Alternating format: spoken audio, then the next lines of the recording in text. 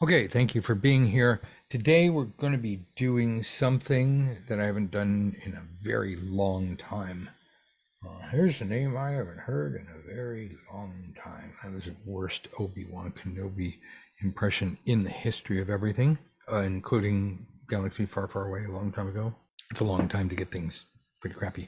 We're going to be looking at the shapes in the tarot, specifically focusing on the trump cards, also called the quote major arcana or major arcana. This came from Paul Christian, Jean-Baptiste. He also invented the idea of the royal road, or that the tarot came from Egypt, and he got that from name, right? The guy who wrote the book, Le Bon Primitif, Court de Zeppelin. I have his signature. Can you believe that? He autographed a book for me. He just didn't know it because, he died like 300 years before I did. But yeah, I have his signature. Woohoo, Court de Zeppelin, the original guy who all but invented the modern tarot. Because, he got Atea started. And Atea was like, no, you didn't. It's like, yes, I did. Nobody talked about the tarot until I did.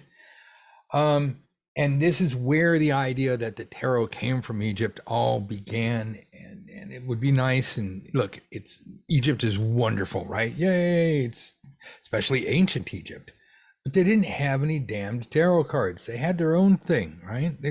They had astrology and Egyptian astrology. They invented decans, but nonetheless, we're going to talk about astrological Greek influence.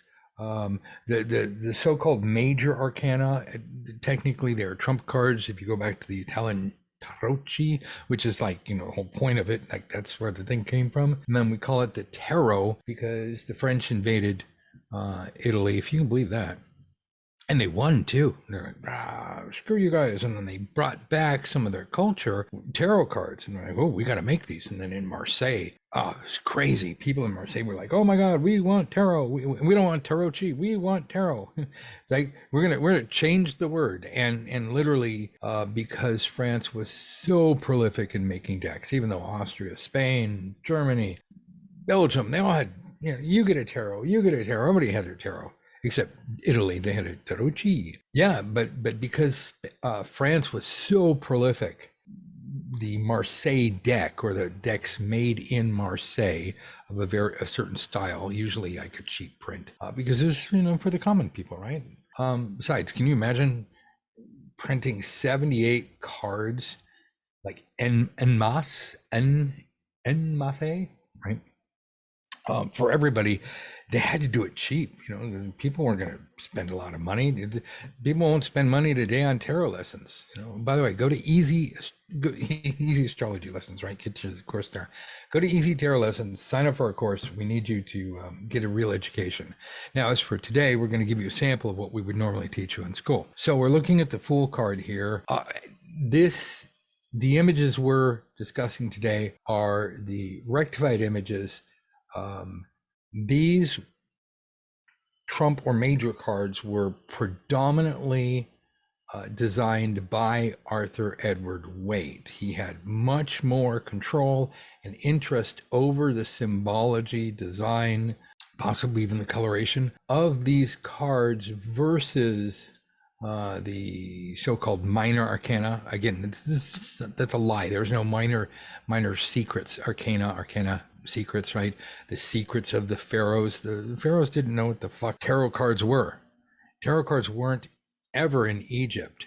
There were Mamluk cards, which came right before the tarot, which is totally different. It's very Islamic. Of course, you're not going to have images. Why would you have that? Not images of people. Very interesting cards, but a different thing. And they went across the Mediterranean, and that's where we came up with the tarotchi. So the tarot is not related to Egypt at all, which is sad, but it's okay. Egypt can still be cool, right? And we can still have all kinds of Egyptian crap in the tarot because Arthur Waite dressed up as a pharaoh. Nathers dressed up as a pharaoh, and they took pictures of themselves.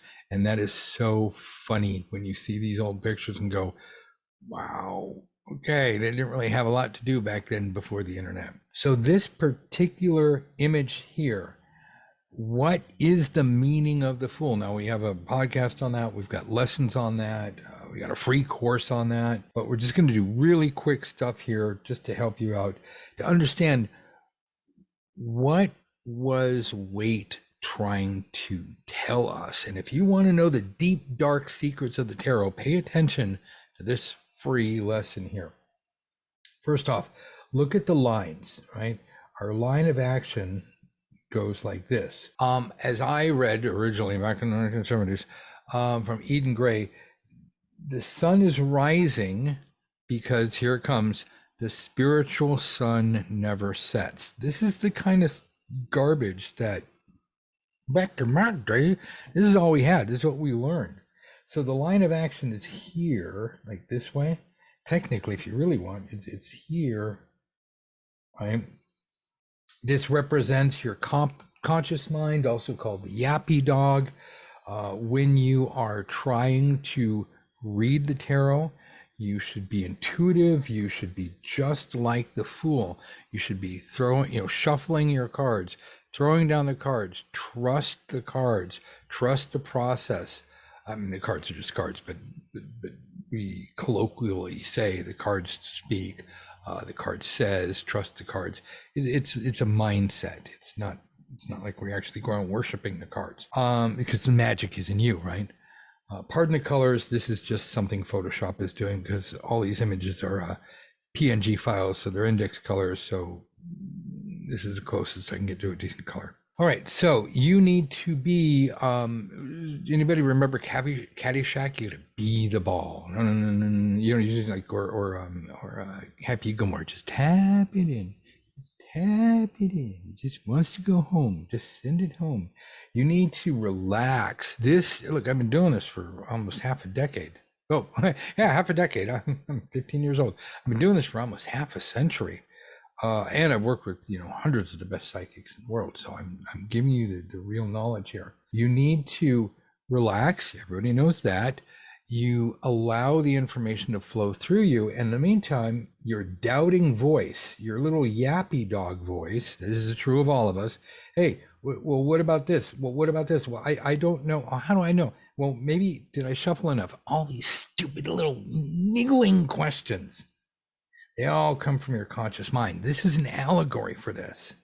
See, the secret that Waite is imparting is just let it flow. Don't worry about your next step. What Waite didn't do is he didn't draw a nice little rainbow here. Like, you ever heard of the Rainbow Bridge? Look, everybody's seen Thor movie. You know what the fucking Rainbow Bridge is, right? Well, hopefully you've read some mythology before then.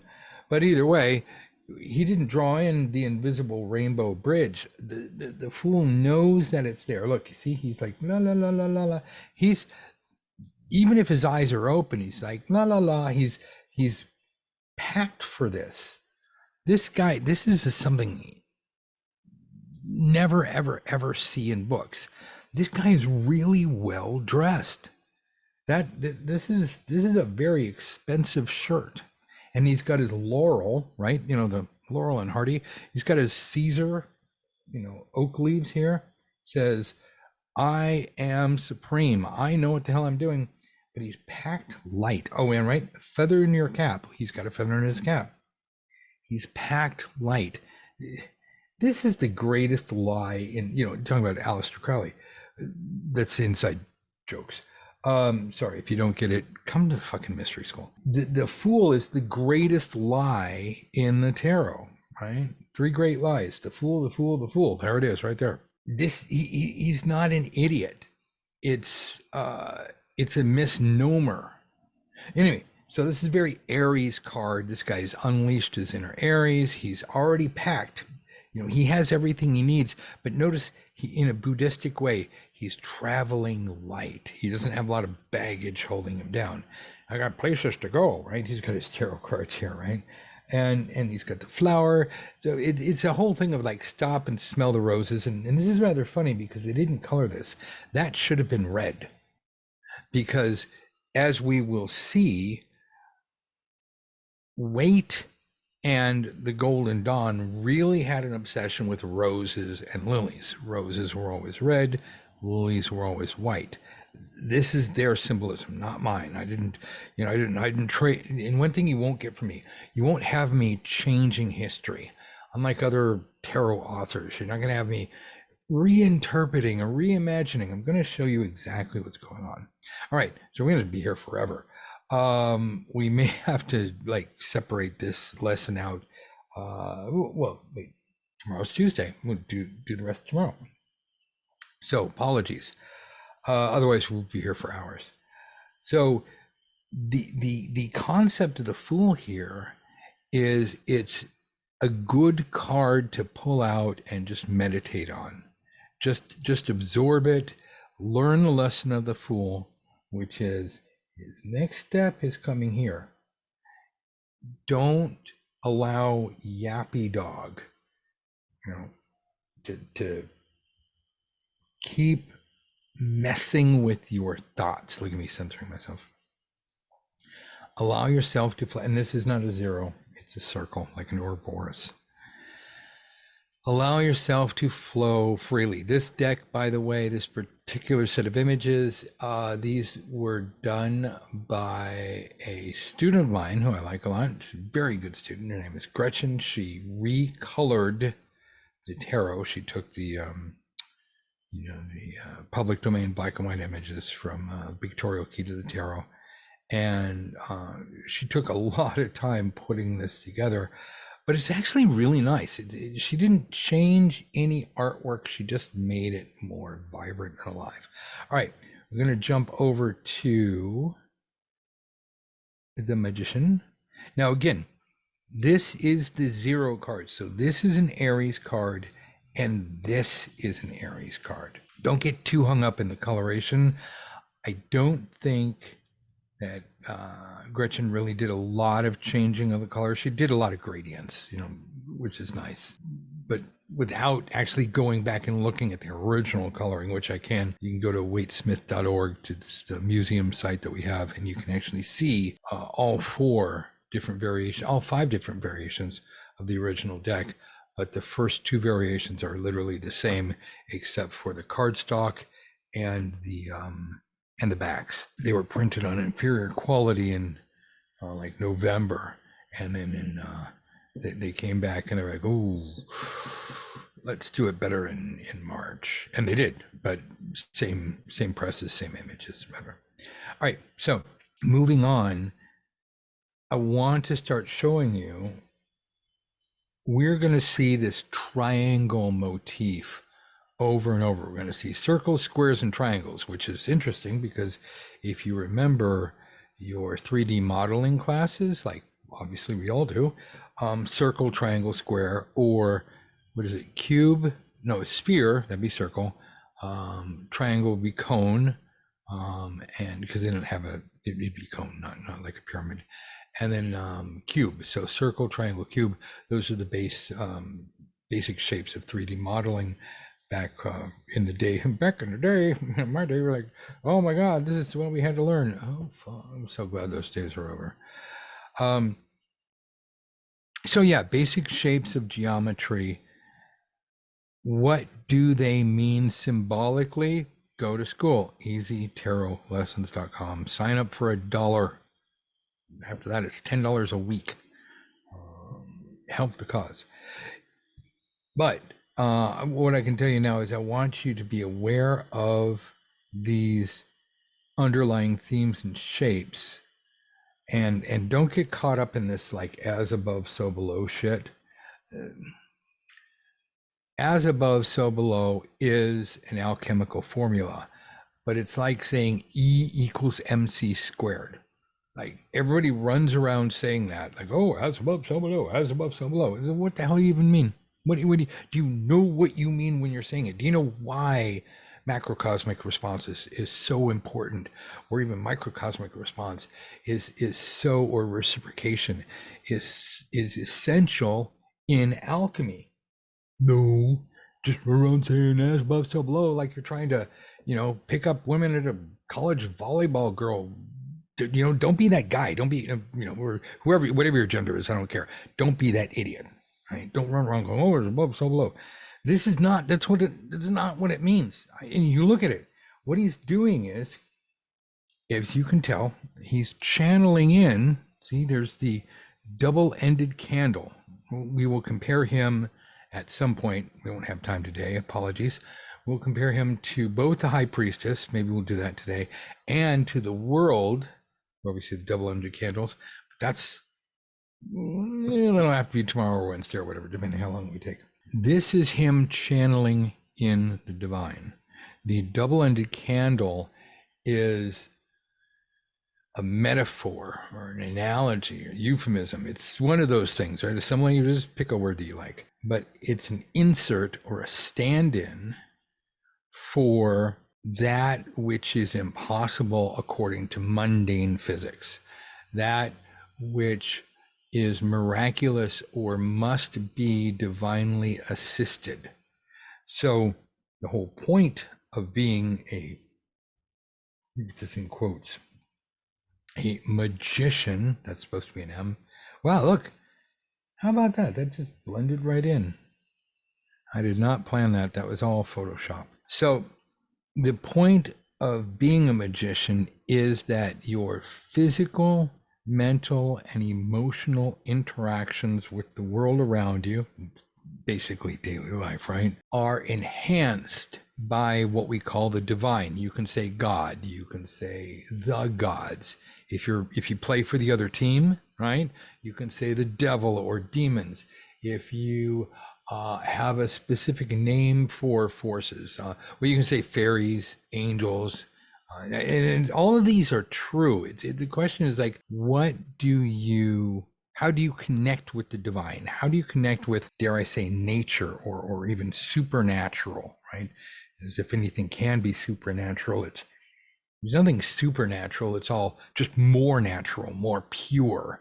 But we call it supernatural just meaning it's that part of nature which is not obvious, mundane, predictable. 2 + 2 = 7. No, 3, 5.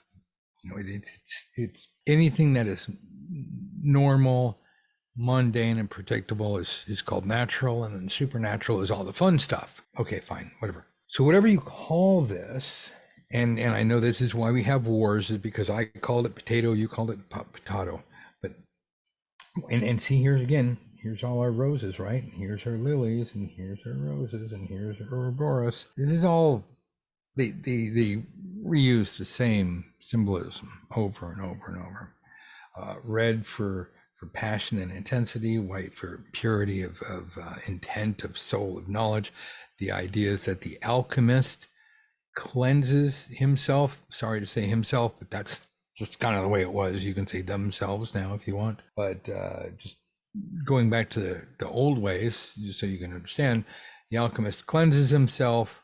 I'll say herself. This goes back to, again, a sense of, not to preach, but Buddhism and magic. Buddhism is a philosophy, not necessarily a religion, and magic are thoroughly intertwined.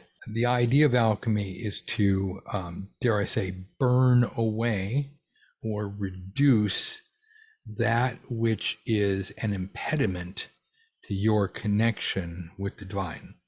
Hence the idea of take a bath, relax, keep your head above water, of course, because you don't want to slip down and drown, but you be totally relaxed, floating, nice warm water, maybe jacuzzi, I don't care. Water is important, not because it's magical. It's just, it allows us to enter a kind of sensationless state where we're not in our environment of sitting or standing or walking or crawling, and these things that we're normally adjusted to.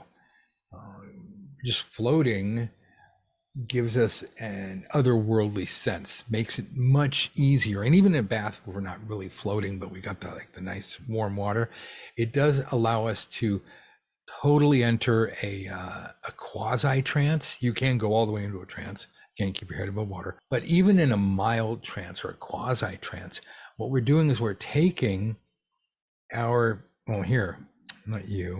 here's a better example. We're taking our yappy dog, no offense, doggy, or our conscious mind, and we're putting it to rest. Look, This changes the picture. All we had to do was get rid of Yappy Dog, and guess what? He's just floating, right? But if you've ever read tarot cards, your Yappy Dogs are, what about this? What about this? What about this? What about this? Sometimes it's loud and obnoxious. Sometimes it's very quiet. All right, so we remove ourselves. This is the idea of purifying yourself. That's I'm coloring in the white robe, right? And this is where the lilies come in. See, roses and lilies, lilies and roses. It's the red and the white. It's right there in front of you. Waite made sure to like really put it right in front of you because he wanted it painfully obvious. Why did Waite do this? Waite was not so much a metaphysical scholar. Waite was an interpreter or translator of texts. So he would read texts by Agrippa and oh crap, name those guys, right? Sorry, Papus. That was a big one. Bohemian Tarot by Papus. No, Tarot of the Bohemians by Papus. This is the name Waite gave to it. Was the progenitor to the tarot and had quite possibly the very first tarot image that Pam drew, which was a line art for the Wheel of Fortune card. It's on the front cover if you want to go see it. You gotta get like a 1909 copy. I've got a couple of them if you want to come by and take a look. They did the blue one and then they did the purple one, hardcover, but still it's and you can see Pamela's signatures like P-E-N-E-C-E-E-S. It was very square. It wasn't like smooth and flowing like she did. So it was, again, very much the original. All right, so what does it mean? It means that Waite was an observer of magic, because keep in mind he was a super Catholic. I mean, he was hardcore Catholic. God bless the Catholics, right? I mean, like that was his thing, right? That was his deal. What's your deal, man? Well, that was his deal, and he loved being a Catholic. He converted Pam to Catholicism, and then of course they chased her out of the Golden Dawn, and that's why she was only there for a short time, like really, really, really short time. Long enough to do the deck and get out of town. That was too bad. So Waite did not want to not be a Catholic. He wanted to be very much patriarchal and monotheistic. Bully for him, right? But he was also fascinated with the mysterious and the occult, and the books that he had translated were written by deacons and high-ranking church members of, I remember deacons. I can't remember the rest of the terms, but this is not my field of study. But if you wanted to be a tarot scholar back in the day, you had to change your name, like Mathers did, like Crowley did, Ed Crowley, not Aleister Crowley. There's no McGregor clan. That was something Mathers made up completely. Levi's name was Herman. Agrippa's name was something else. Yes, the point is that you had to come up with a fancy name. Papus. What was the other guy? Itea spelled his name backward. Everybody came up with a fake name. That was so. Here's the lesson: if you want to be a famous tarotista, come up with a better name than the one that God gave you. Just come up with your own name and make it sound cool, because that's what all these people did. These books that Waite translated were written by these high-ranking church officials. And it was kind of filtered through a monotheistic lens. Not that the tarot isn't monotheistic. I mean, it's literally got angels everywhere. It's got the resurrection, right? The judgment card, totally resurrection. It's got the card of heaven, which in this case is the fifth element. She's got the four seraphim. I'm getting way ahead of myself. All right, so back to this. What we're looking at in the Magician, look at the symbols. We've got the Ouroboros, and on the original versions of the Key to the Tarot and later the pictorial Key to the Tarot, because he did the Key to the Tarot while the art was still being drawn. And then he added in the pictures, and that's how we had the pictorial Key to the Tarot. So first one was a small blue book that came with the deck. Who needed pictures? You had the book. Then, because William Ryder and Son Limited, although it was William Ryder's son, not William Ryder, because the old guy died, left his company to his son. His son bought out the Hemsley, not Hemsley. I'll get back to you with the name. Webley. Damn it, Eddie Universe. Publications, and that's where they picked up all their occult stuff from. And guess who was doing the translating for them? Arthur Edward Waite. So Arthur Edward Waite was working for this collection, whose name eludes me at the moment, and I apologize, and was brought into the fold at the William Ryder and Son company. And these books came to the attention of the people that started the Golden Dawn, Bob, and or Bob Robert, and that other schmuck, Mathers. He really ruined the Golden Dawn for everybody, but that's a different story. They died, left him in charge. You know, what are you gonna do, right? So that's how he came about this. So the point here is we had the Ouroboros, the original pictorial Key to the Tarot, and the Key to the Tarot. Go to waitesmith.org. You'll see the books there. Just, you know, it's got all the pictures. They had what is it? It's the debossed. It was an embossed or pressed in Ouroboros, and usually inked in gold. Some of them didn't have the ink on the front cover, but that's only a handful of things. So Ouroboros here being, you know, the sign of not just infinity, but the circular nature of time, in the sense that we are always pursuing, right? We are the snake's head. We are always pursuing knowledge. We're always essentially chasing the dragon, chasing our own tail. We are repeating the same mistakes over and over and over. But at the same time, we can learn from the past, which again is a variation of as above, so below. But what we're learning here from is that where this is a secret of divination, this is a secret of manifestation. Divination and manifestation are the same exact thing, in the sense that breathing in and breathing out are the same exact thing. They're called breath, right? Everybody knows that, so that's good. So, but they're two different parts of breath. First you breathe in, then you breathe out, unless you already have something and you breathe out, and then you try to breathe back in. And, you know, we do that until we die. And people try to make us do that more. We're like, no, I'm done. So this is what he's doing is he's channeling in this raw divine energy, and he's using his brain, his cranial power, to direct it in the direction he wants. Notice he's got a very neutral, like this, you know, smiley face, right? Not a smiley face, neutral face. Notice that he's got a very neutral, pull out your card, take a look at it, neutral expression. It's neither for good nor bad, it's just magic.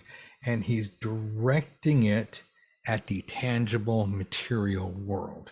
In other words, miracle grow, right? You know, he's making these, Mary, quite contrary, how does your garden grow? Well, I use magic, right? That's it. So he is manifesting, and the lesson here is that not just any old joker can make magic happen, but you have to draw in, not from yourself, right? You never draw energy from yourself. You draw energy from the divine all around us, right? It doesn't have to be up.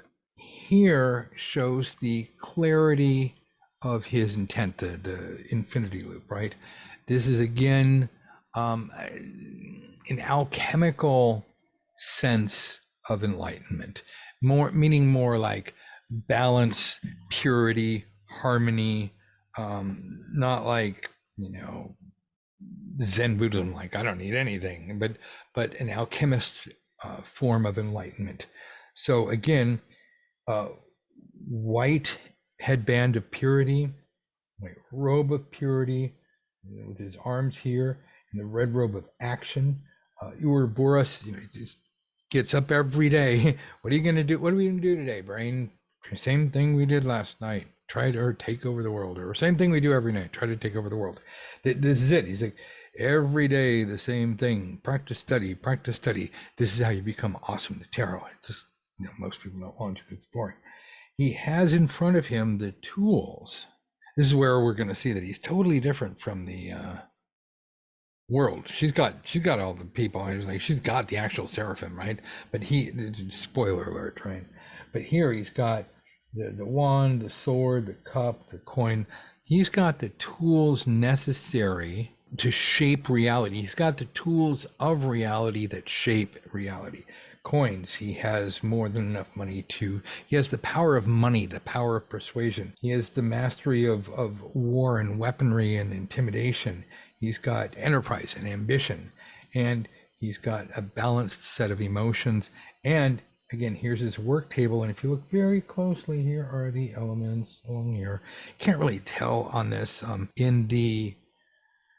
I need to take a fresh picture of ceremonial magic. There's a giant, it's like maybe 13 inches tall by maybe 10 inches wide. It's a big old book from 1910, with, again, the line art for the magician card embossed in gold on the cover. Also, they made a reproduction, if you want a cheaper version, in 1971, what was now Writer. I think it was Writer Company or Writer Incorporated. Doesn't matter. It was Writer.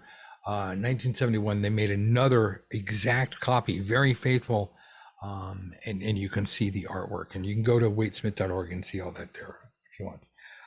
You don't have to trust me, take my word for it or anything like that. So what are we looking at here? When we see the cards, what do they mean? Well, this is an admonishment. That would be the Fool. This is an admonishment to see what is really important. Pierce the veil by opening your mind, and at the same time quieting the daily thoughts. It's nothing more than meditating, fasting, stretching, all the things that you need. But this is all wrapped up in a little picture saying, here's how you do divination. And the advice is, relax, be free. If we're talking about an event, you are about to engage in something brand new. You've got a life-changing event here, new vistas, opportunities, absolute freedom, no baggage. It's just a good place to be. This person here happens to be, again, masculine in the sense of astrological polarities. Somebody had asked before we started recording about combining astrology with the tarot. Well, in this sense, astrology is our system of measurement. Go to easyastrologylessons.com. I got a free course. You can check all that out. But it's a yardstick. It doesn't replace logic. It enhances our awareness. There is a reason why the richest and most powerful people in the world throughout time, and don't think they've stopped, they have quietly kept astrology, like real astrologers, not that crap you read online, or it's fun to read the stuff. And back in my day, we had newspapers, right? Now we have it online. It's not the garbage that you read there, although that is fun. Real astrologers work for extremely wealthy people, politicians, corporations, high net worth individuals, and they work this into their business. I'm not going to say anything more of that about that out of school, but this is why we use it. And again, it does not replace common sense and logic. It adds to it. All right, so this is a masculine or projective or aggressive way of reaching out and saying, I want this. This is a card of manifestation. This is a card of making things happen, but also showing how to get to the point where you can snap your fingers and make what you want happen. Now, much like a sine wave, right? A sine wave, we got our baseline, we got our plus, minus, right? And like, woo, up, down, up to the sine wave. You guys know what a sine wave is. So much like a sine wave, we've gone from a null state. This is our null state. That's the whole point of the circle, which is not an O and it's not a 0, but we've gone from a null state or a state of infinite possibility. This is a card of chaos. It's very chaotic. It doesn't look very chaotic, but in a Nietzschean sense, it's like where it comes from chaos, and it's got that blended thing. Again, go to school. We have to talk about all this. We go from a positive impulse, like here's our baseline. So we go positive impulse.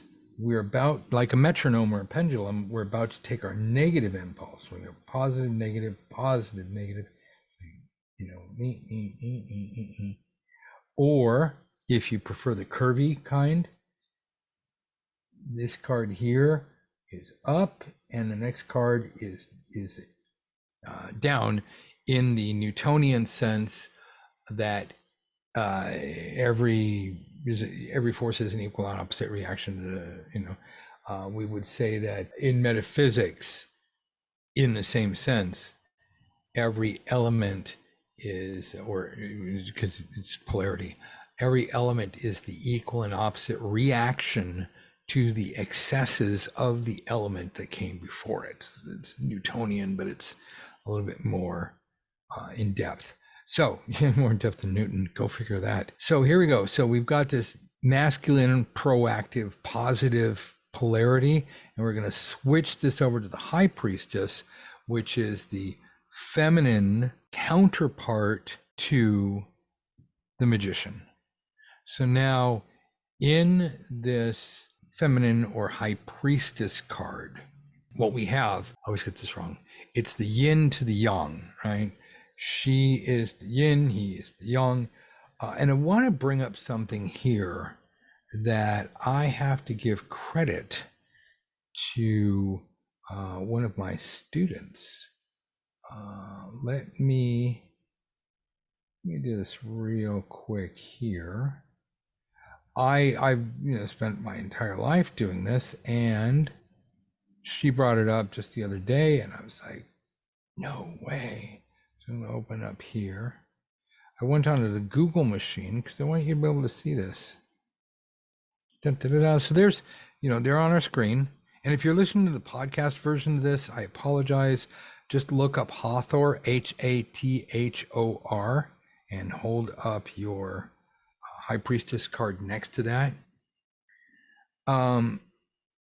Notice here, on top of her head, well-meaning but misguided New Agers have said that this is the triple moon. The triple moon is a Wiccan symbol. Wicca is the McDonald's or Burger King of witchcraft. Tasty, right? Everybody loves McDonald's. And if you don't, Burger King, right? It's the king of burgers. Royale with cheese, if you get that reference. It's a flavor of, it's a specific brand of metaphysics. It just happens to be, like McDonald's, just happens to be the most popular one in the world right now among the civilized nations. So the point here is that this is not the triple moon, because the moon's right here at the bottom. And again, if you're looking at your High Priestess card, there's the moon. It can't be any more obvious. It's a crescent, it's yellow, but it's at her feet. She is beyond the moon.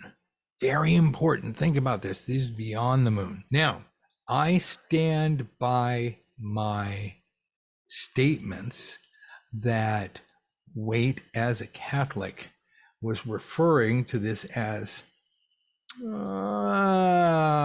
politeness is not going to let me say the word, but this is a pearl. It's white because it's a pearl. Pearls are white. In the sense that Hathor and other Egyptian gods were often depicted with the Aten, a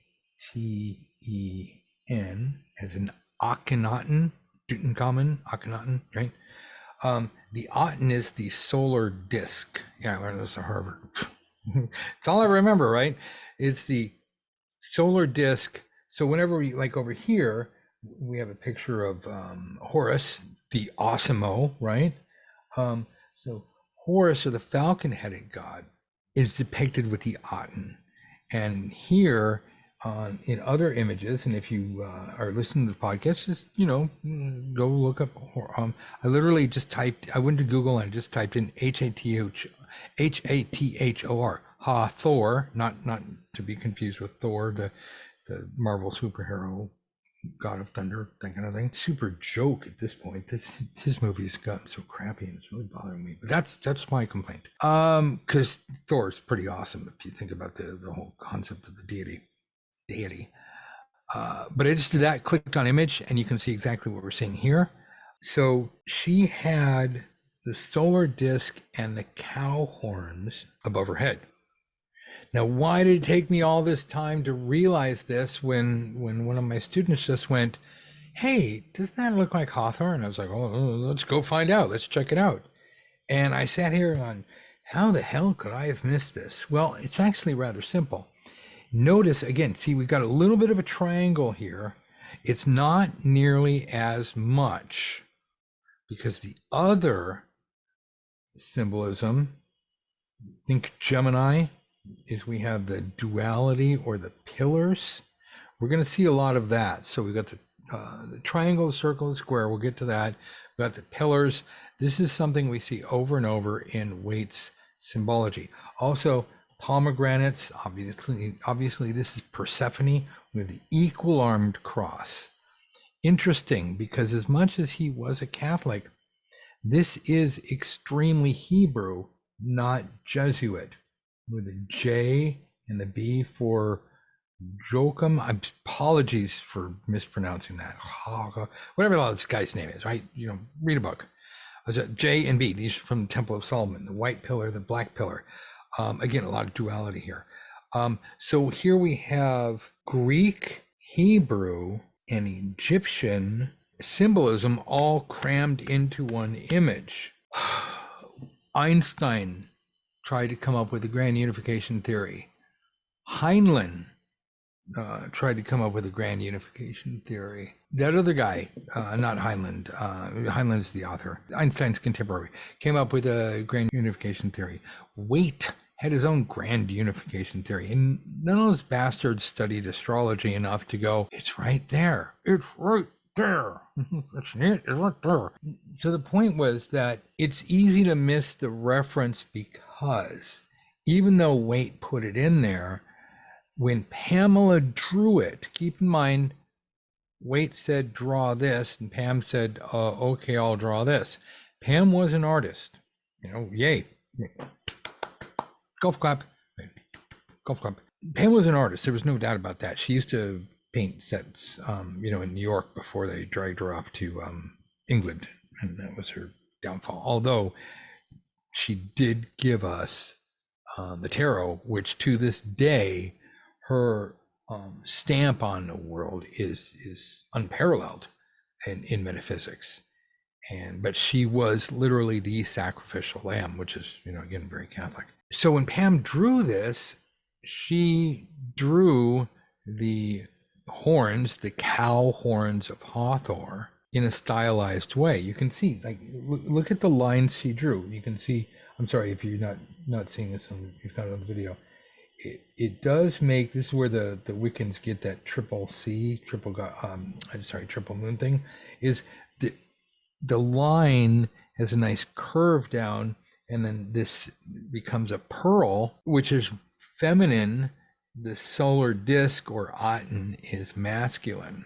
So we can see how stuff gets lost in translation and then handed down from generation to generation until it becomes, and it's like, what did you just say? I said, it's like, I can't understand. You've mangled the translation, and this is what we've had. So I just wanted to point out very interesting symbolism symbolization. What the hell? This is a brand new word. Symbolism. Yeah.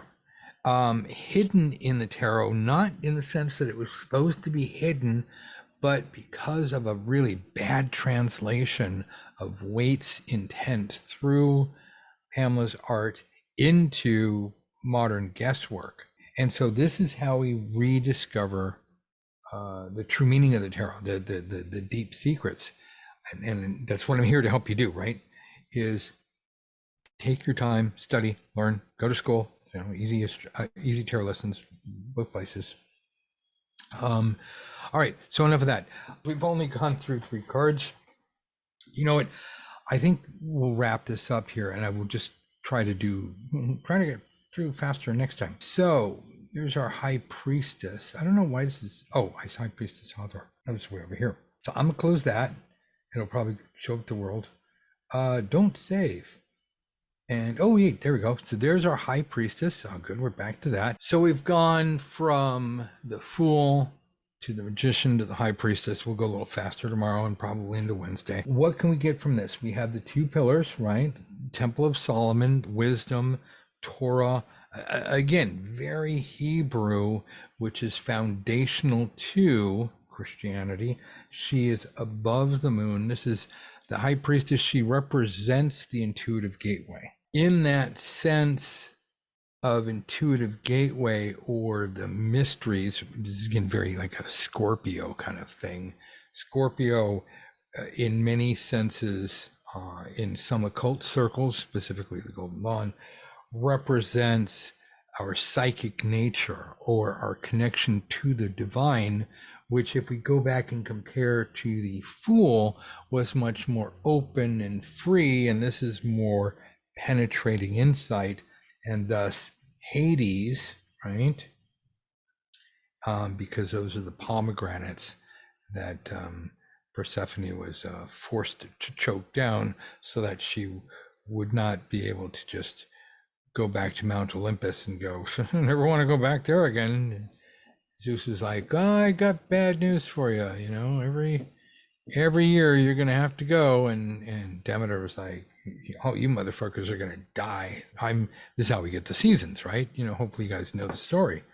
We wouldn't have seasons if Zeus didn't make Persephone go to Hades every year. And she goes to Australia now. It's a down under, but for the longest time she's going to Hades, and Demeter was like, oh hell no, everything dies. You die, like Oprah. You get a car, you get a car, you get a car. Nope, you die, you die, you die. Crops die. Hope you saved up some Ant the Grasshopper, right? Hope you guys are getting this references. I hope you guys saved up, because nothing's growing until my daughter comes back with me. Now that's some kind of loyalty. So all of this is hidden or buried in the tarot. Now, in this particular case, as we can see on the screen here, Gretchen chose to color the pearl and the horns blue. Again, art changes meaning, color changes meaning. All right, this was a lot to take in, a lot more depth and side roads that I thought I was going to cover. I thought I was just going to run through and go shape. But we're going to see in some of the artwork, we're going to see much more obvious. The triangle is extremely important. We will see what the triangle means specifically metaphysically, like not just what it means in the tarot, but what caused Waite to do this, and what Waite was trying to, what kind of message he was trying to send to us throughout the centuries. Because I guess, it has been over a century. All right, we'll knock it off here. I will leave this open until tomorrow. If you're listening to the podcast, thank you very much for being here. Definitely keep your cards out. Tomorrow we will go Empress, Emperor, Hierophant, Lovers, Chariot, Strength, maybe get to the Hermit, try to get as far as we can. We're going to look at circles, triangles, squares. We're going to see what the symbology of, or symbolism of, the tarot is behind the scenes. How do we determine card meanings? Well, we understand what it is we're looking at and why we're looking at it. In the same way that This is very important. Back in the early Renaissance and the medieval times, many times, like some of the most famous art, if it was a depiction of a male character, the man was usually, the artist would paint someone famous, some famous man in history. But when it was a woman, the woman represented a virtue. So the man was just like some ego stroke. It's like, oh, well, this guy's paying my rent. We'll just put you in here. Look at you. It's a picture of you fighting the lion, right? But the women, when they were, prominent in this picture, and this actually goes through to Waterhouse and what's his name, Alphonse, that guy. You know what I'm talking about. French name, but a British guy. Women were analogies of the of virtue. So this is a lot of what we're going to see in the tarot and why we see these images. So hopefully it'll make sense. Hopefully it'll be easy to understand. Thank you for being here. My name is Justin Waite. My goal is simply to help you become the best readers in the world. Need your help. Sign up. It's $1, right? And then you come back, it's $10 a week. We have study groups. You can always write me. You can always show up here Monday through Wednesday. I don't know. We got a little bit of everything, and we've got more coming, but we need your support. So thank you all for being here who have been here. Not a lot of questions today. And for everybody out in Radio Land or YouTube Video Land, again, thank you for being here. Bye.